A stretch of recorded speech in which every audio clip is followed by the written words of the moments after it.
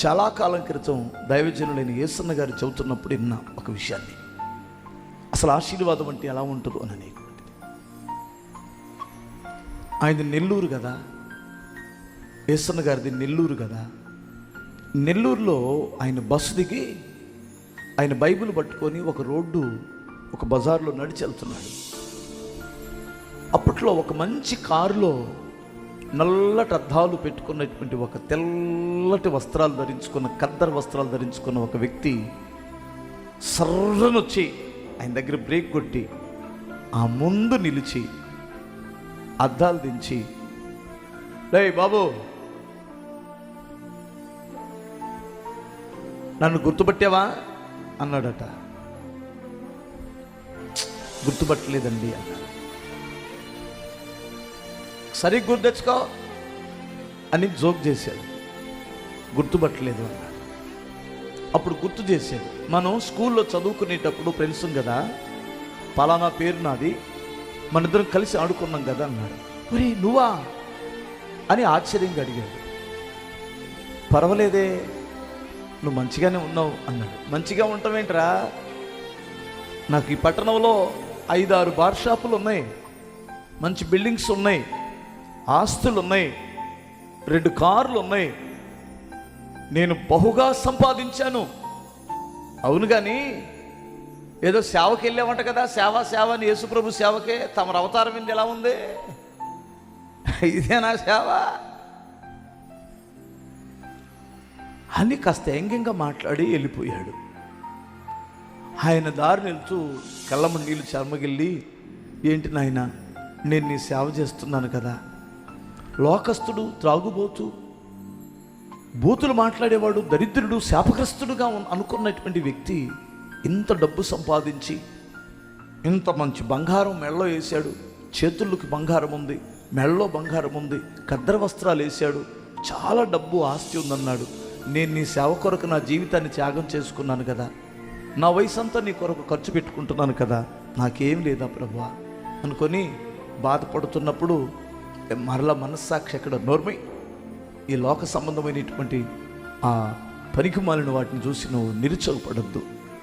దేవుని సేవ కొరకు నువ్వు కష్టపడిన, నిందలు అనుభవించిన, చివరికి చచ్చిపోయిన అదే ఆశీర్వాదం అనుకొని మనస్సాక్షి గద్దిస్తే, పరిశుద్ధాత్మ దేవుడు లోపలుండి మాట్లాడితే ధైర్యంతో వెళ్ళిపోయాడు. కొన్ని సంవత్సరాలు ఆగిన తర్వాత ఈ దైవజనుడు దేవుడు గొప్పగా ఆశీర్వదించాడు. అనేక ఆత్మలను ఆయనకు అప్పగించాడు. రాత్రింబగళ్ళు కష్టపడ్డాడు. ఆ సేవ నిమిత్తమై ఆయనకి మంచి మంచి కార్లు కూడా ప్రభు ఇచ్చాడు. ఎప్పుడు ఏది అవసరమో దాన్ని ఇచ్చాడు. సరే, ఆయన ఒక సువార్త పని నిమిత్తం నెల్లూరు వెళ్ళాడు. కారులో వెళ్తున్నాడు దైవజనుడు. కారులో వెళ్తున్నప్పుడు ఒకడు 2 కాళ్ళు లేకుండా కుంటి కర్రలు సంఖలో వేసుకొని గెంటుకుంటూ వస్తూ ఈ కారు దగ్గరికి వచ్చి, అక్కడ ట్రాఫిక్ జామ్ అయితే ఆయన్ని ధర్మం అడిగాడట. ఆయన అద్దాలు దించి చూస్తే ఇతన్ని ఎక్కడో చూసానే అనుకొని ఇతనికి గుర్తు రావట్లా. కొంచెం నిదానించి చూస్తే గుర్తొచ్చాడు. ఎవడో తెలుసా ఇతను?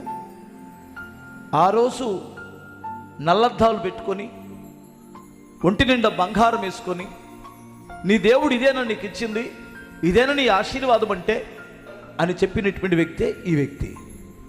ఈయన బాధపడి చాలా వేదన చెంది, ఒరే నువ్వే కదా అన్నాడు.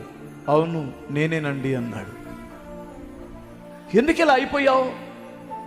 అది కొద్ది సంవత్సరాల క్రితం నువ్వు చాలా బాగున్నావు కదా, ఎందుకు ఇలా అయిపోయావు అన్నాడు. ఏం లేదురా, నేను త్రాగుడుకు బానిస అయ్యాను. అంటే త్రాగుడుకు బానిస అవ్వడం అంటే తన భార్య ఏదో ఒక అక్రమ సంబంధం పెట్టుకుంది, మనశ్శాంతి లేక నేను మందుకు బానిస అయ్యాను. నేను ఎప్పుడైతే మందుకు బానిస అయ్యానో నా ఇంట్లో నెమ్మది లేక, సమాధానం లేక, ఈ మందుకు బానిస అయిపోయి షాపుల వ్యవహారం నేను చూసుకోవాలా. ఆ షాపుల్లో చేస్తున్న మేనేజర్లు పూర్తిగా నన్ను నష్టాల్లోకి ముంచేశారు. నా భార్య వేరొకరిని తీసుకుని వెళ్ళిపోయింది.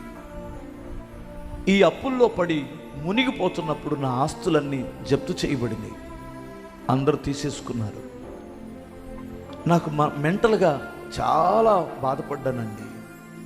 ఒకరోజు మరి కాళ్ళు ఎందుకు పోయినాయి నీకు అని అడిగాడు. కాళ్ళు ఎందుకు పోయినాయి అంటే, నేను ఫుల్లుగా తాగి ఆ మత్తులో ట్రైన్ వస్తున్నప్పుడు ఆ ట్రైన్ను ఆగా అన్నాను. నేను అది ఆగలా. ఆగిపోయేసరికి కోపం వచ్చి ట్రైన్ని కాలెత్తి తన్నాను. తన్నడమే తెలిసింది. నా 2 కాళ్ళు ఎక్కడ పోయినాయో నాకే తెలీదు. ఆ ట్రాక్ పక్కన పడినప్పుడు నన్ను ఎవరో చూసి అర్జెంటుగా అప్పటికప్పుడు హాస్పిటల్లో తీసుకున్నట్టును బట్టి ప్రాణాలు బయటపడినాయి. 2 కాళ్ళు పోయినాయి. ఈరోజు నేను అడుక్కు తింటున్నాను అన్నాడట. యేసన్న గారు వెంటనే కళ్ళము నీళ్ళు పెట్టుకొని, ప్రభువా, సాతానుడు ఆశీర్వదిస్తే ఎలా ఉంటుందా? నువ్వు ఆశీర్వదిస్తే నేను తరతరాలకి ఆశీర్వాదకరంగానే ఉంటాను. తరతరాలకి అనేకులకి నేను ఆశీర్వాదకరంగా ఉంటాను. లేట్ అయిందని, ఆశీర్వాదం రావటం లేదని, ఆశీర్వాదానికి ఎందుకు లేట్ అవుతుందని నేను కుమిలిపోయాను. కానీ లేటుగానైనా నీవు ఆశీర్వదిస్తే ఎంత దీవెనకరంగా ఉంటుందో ప్రభువా. గుడిసి కట్టడం 3 రోజుల్లో 2 రోజుల్లో కట్టొచ్చు. బిల్డింగ్ కట్టడం కొన్ని నెలలు పట్టొచ్చు, కొన్ని సంవత్సరాలు కూడా పట్టొచ్చు. ఎందుకంటే అది పునాదులతో వేయబడుతున్నటువంటిది కనుక.